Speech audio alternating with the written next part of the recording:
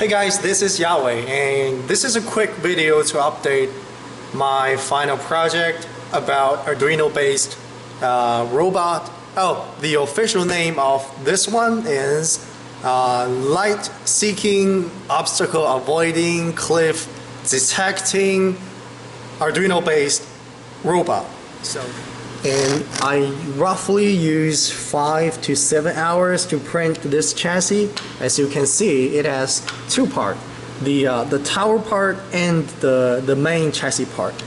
I have some sensor mounting point for IR sensor, for sonar sensor, for two continuously rotational servo motor, and 360-degree all-way wheels. And this tower has 3 photoresistor mounting on it, and our Arduinos, and a little breadboard. Okay, now as you can see, it's totally messy right now, but this is Mark 1. I can tell this is basically Mark 1, the very original prototype of this work, and there will be a Mark 2, and even if it is necessary, there will be a Mark 3, but it depends how we fix all the problems. I can tell there will be problems for IR sensor because they are based on sound wave, so there will be some noise, a lot of noise on it. IR sensor, which is pretty reliable, but the question is this 3 photoresistor. They're just basically resistor, so you can't really get any precise value from them. So how we calibrate this 3 thing? I physically use 3 potentiometer to make it as a circuit to divide voltage from the photoresistor, and we get the value from these potentiometer and let the Arduino read the DA converters and get the value. So I use some tricky ways to calibrate this 3 photoresistor to defeat each environment. So basically I need to calibrate them every time. Every environment I tested this chassis. So that's a pain, and I will probably fix it, but I'm not sure. You know, those sensors, well, you have to calibrate them anyway. I hope I can have a camera which makes these things much easier, but I don't have them, so I can only use photoresistor. Alright, so I will show you how this thing works and in the next section, so stay tuned.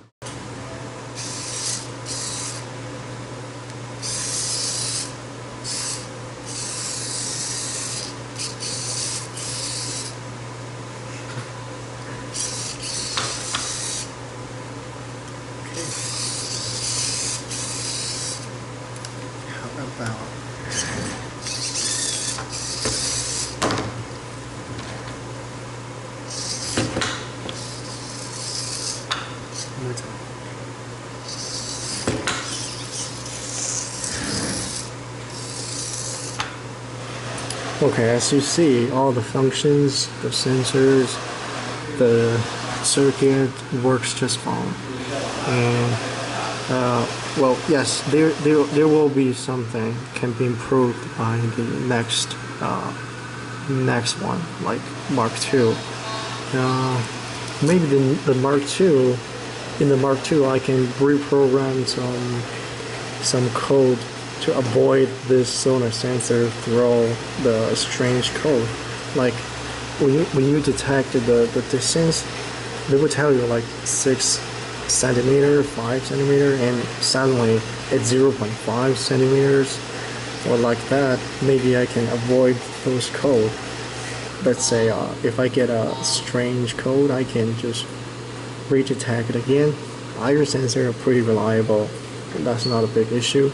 But you see, when the vehicle turning, if the 360-degree wheels are not on the table anymore, it will drop even the IR sensor can detect the cliff, it doesn't work at all. So maybe I need 2 IR sensors that the vehicle can drive parallel with the cliff, which can solve the problem. Okay. Well, the biggest issue is these 3 photoresistors. They're not very sensitive to the front light, well, for the light shooting from the front. And I guess it's really hard to balance the 2 photoresistor. Then just 1 photoresistor control each function. Let's say if I have 4, I can do straight by 1 sensor, left turn, right turn by 2 sensors, and the last sensor to control the rotate or avoid the lighting. So, oh, by the way, I use the physical potentiometer to calibrate 3 photoresistors. So did I mention in the first video? I will probably take them out, because if I use 4 sensors, I don't need to calibrate them at all. I just get an average volume and figured out which sensors have the biggest value that can simplify the whole coding and make the logic more clear than just right now. Then use potentiometer to calibrate the 3 photoresistors. So in Mark II, I will probably design more friendly structure to fit the breadboard and the Arduino chipboard, and I think I can also let the sonar sensor to rotate. I've seen someone did this on the internet in YouTube, and that works pretty well. And 2 IR sensors to detect this way and that way.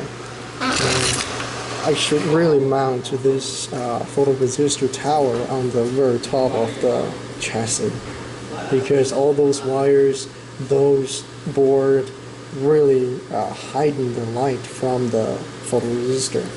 So maybe from here move it to here and have the best view of the whole vehicle. Hey guys, we're coming back.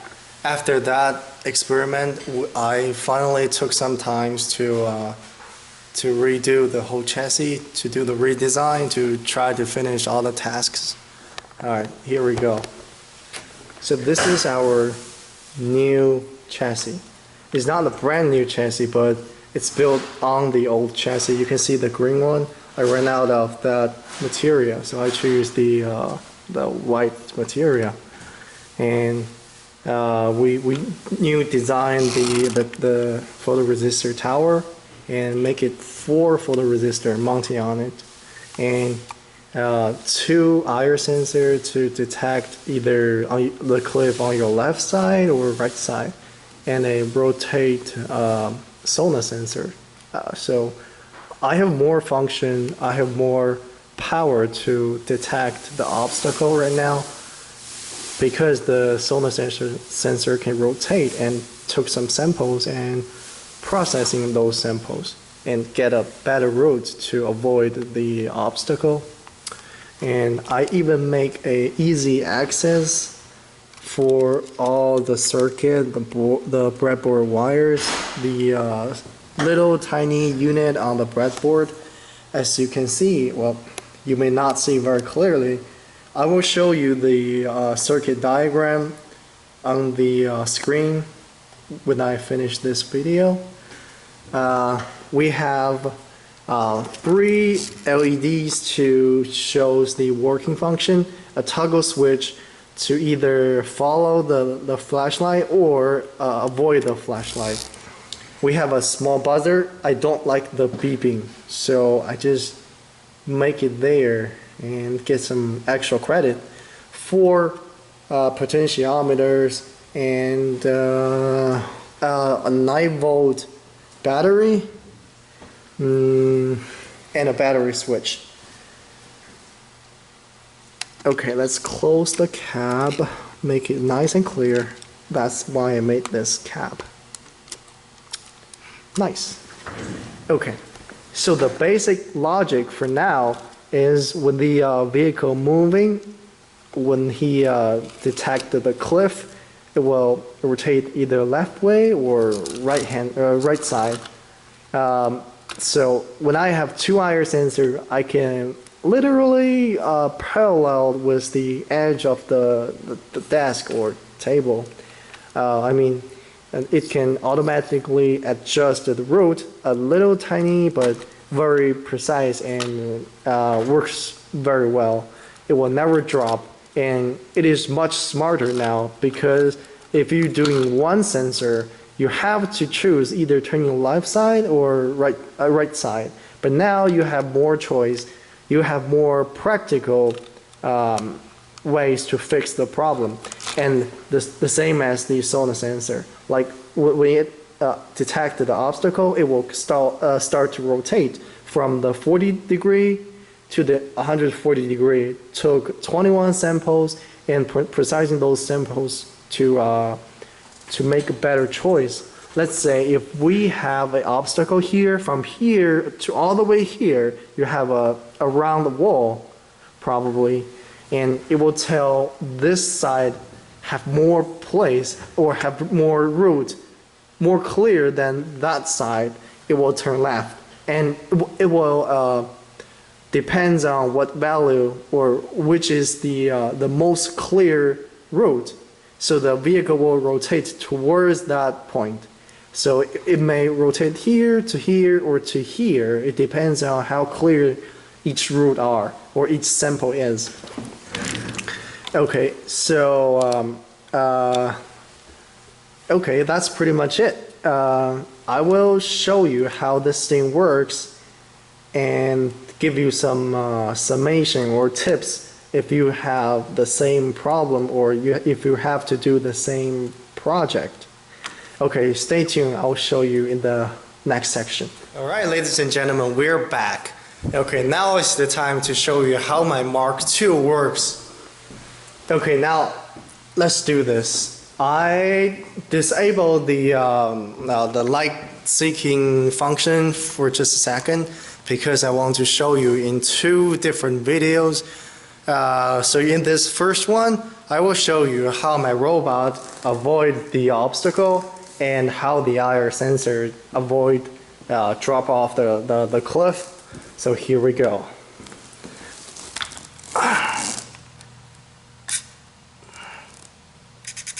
Alright, there we go.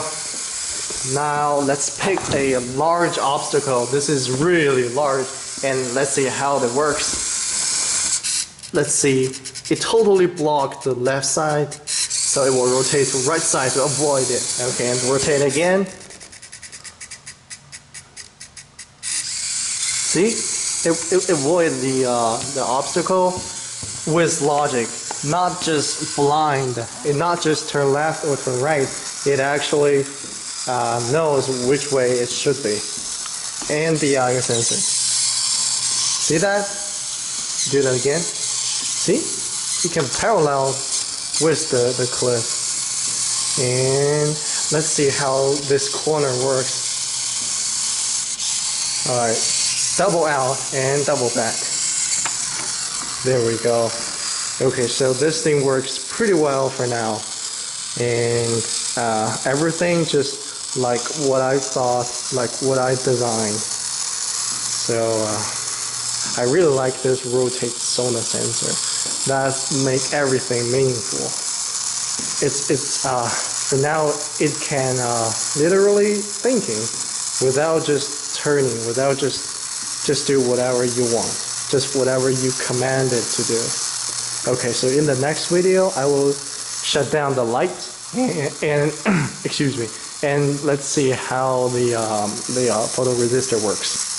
Stay tuned. Okay, now we're in the dark room and I'm using my phone's flash as the light source, and let's see how this thing works. Let me turn on the switch. Alright, there we go. Now I guess it's following the lights and make a turn, keep turning and hit the obstacle. And turning, keep following the lights and it works just fine. There we go.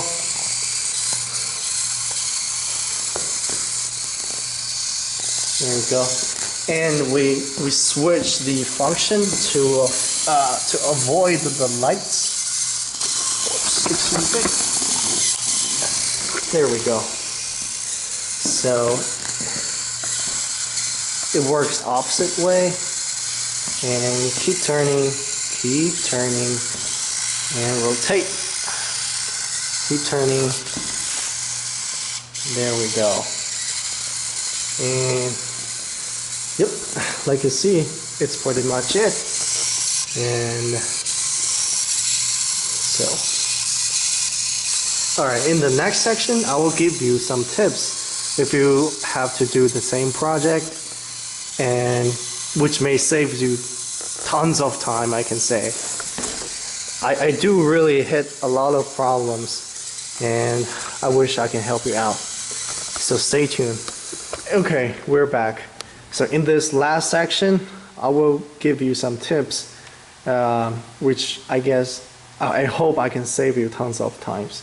So the first one, which I have the biggest issue, is the poor connection breadboard and breadboard wires. Well, you might think they are user friendly, but actually not. They're easy to connect, they're easy to plug in, easy to work, but if there's something wrong on it, you can't really find it. You have to find it very precisely. You have to focus on each wires and check all the connections are good or not. Well, in my project, I have that problems. So I redo all the wires, all the breadboard, and test each wires. Well, I even soldering some wires which I think is poorly connected, and it works better, much better than the beginning. Well, let's say if you build a super sensitive platform, like you have an IR sensor or sonar sensor. Sonar sensor is really not reliable at all. You have to have some reliable power supply, reliable signal supply. And if your breadboard or wires connected poorly, your IR sensor will probably, like mine, throw some very strange value. Let's say the obstacle is at 40 centimeters, but it will give you 40, 39, 38, but suddenly 8, it will triggering the whole avoiding function. So that's pretty annoying. I use tons of time on it. I just struggled in it, and finally I figured that out. It's really a pain. It's really shouldn't happen. And the second tips is this photoresistor tower. This is a little bit tricky. I suggest you make this tower taller, either taller or more at the front side of the vehicle, because usually you or your professor or your friends will use the flash on your phone. But if you do like this, your sonar sensor will be triggered. But you can't really do this. If you do this, all your resistors probably be triggered or do some like left turn, which was supposed to go straight, or you name it. You know what I'm saying. So mount your photoresistor higher so we can flash it without triggering your sonar sensor, right? That makes sense. And so last one, please keep in mind you have to adjust your two servo sensor, your servos. Yes, that's the word. Okay. Sorry for my languages. You probably get them from your professor, from those dark closet. So you never know who used it before.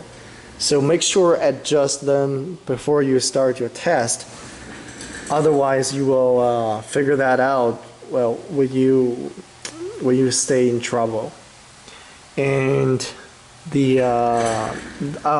the last one is be careful your sonar sensors, the testing area.